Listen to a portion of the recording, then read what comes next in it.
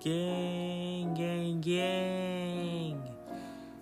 What's up? It's Trollbot.EXE, and welcome back to Trollbot Studios. This time, I have yet another real-life story where I was going back to Cali. Let's get right into the story. So, it all started literally a week ago. It was the end of my summer break as I recently went back to school. So, I decided to play the Notorious B.I.G. because I was going back to California. And as you can guess by my moment earlier in the video, you probably know which song I chose to play. So, when we arrived at the airport, unlike both times we went to Florida, there was no backup. In fact, by the time we arrived, boarding just begun, and we went inside and got on the plane and took off. Yeah, the flight felt a bit longer than usual, but that was okay. So, we arrived in Chicago, Illinois. Yeah, we went through a connected flight this time. Haven't done that in a while. So, I did not see O Block. I didn't exactly have time to do so, since 20 minutes later, we hopped on the plane to California. Yeah, we were wasting no time. And the flight there. Now let's talk about time differences. On the flight to Chicago, it went an hour slow. And on the flight to LA, it went a further 2 hours slow. Like how it'd be 12 p.m. It'd be 12 p.m. at my location, but in LA it would be 9 a.m. So, that tiny tidbit is very important because the flight to LA, that flight, despite being almost 4 hours, felt like 2 years. Like, that flight took forever. I genuinely felt like I was in the hyperbolic time chamber from Dragon Ball Z. Like, I'm trying to get to California, not unlock Super Saiyan 2. So, when I got on the flight, it was 9:30 Chicago time. And I took a little bit of a nap only to wake up and see it was 9:53. Yeah, it felt like an hour and only 23 whole minutes passed.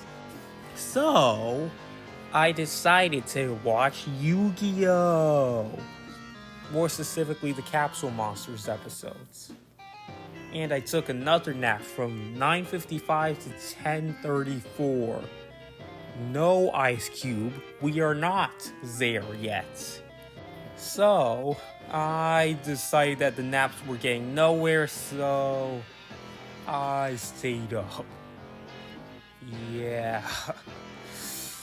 And the plane was 2,000 degrees as well.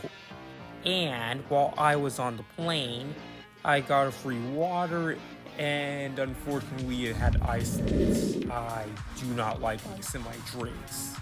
So, I came up with this ingenious plan of having the window open and putting my cup closer to the sun so it could melt the ice.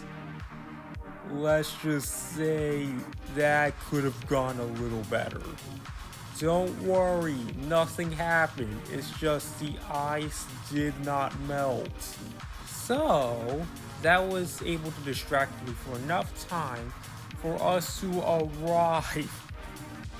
I have never felt more relief stepping off of a plane. And we went to our hotels. And chill for a second. And we went to the Hollywood Walk of Fame, where Diddy still has a star. Yes, Sean Combs.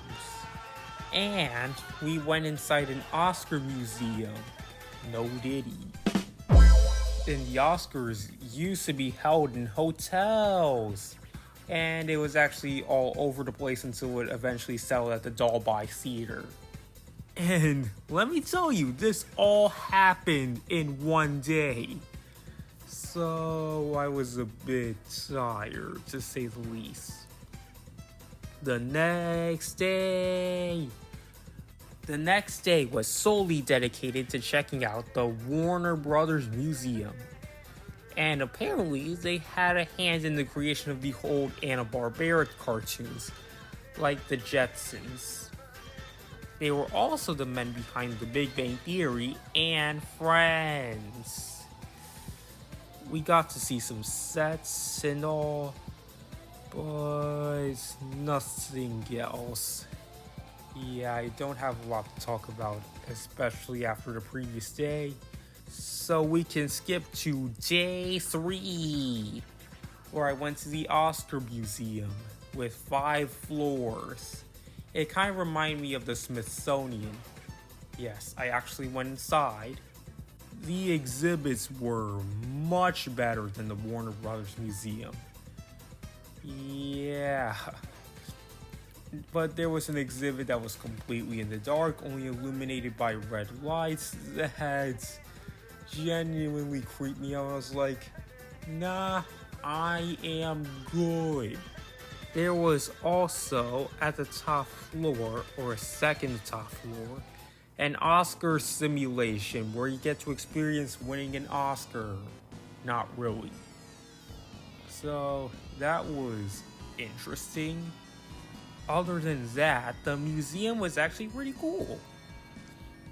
So, day 4, going back home.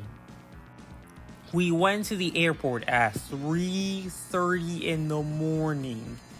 And while I was in line, I got patted down by TSA for the first time. Yeah. You can imagine how that happened.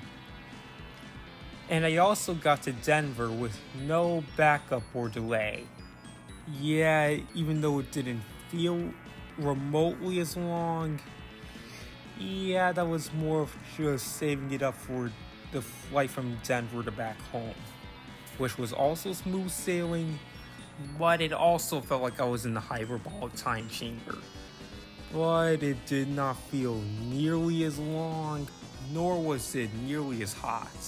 So, I made it back home, and that was the end of that. Yeah, I don't exactly have much of a story to tell. So like, subscribe, and comment down below, and wait until the next video. And in the meantime, later fools!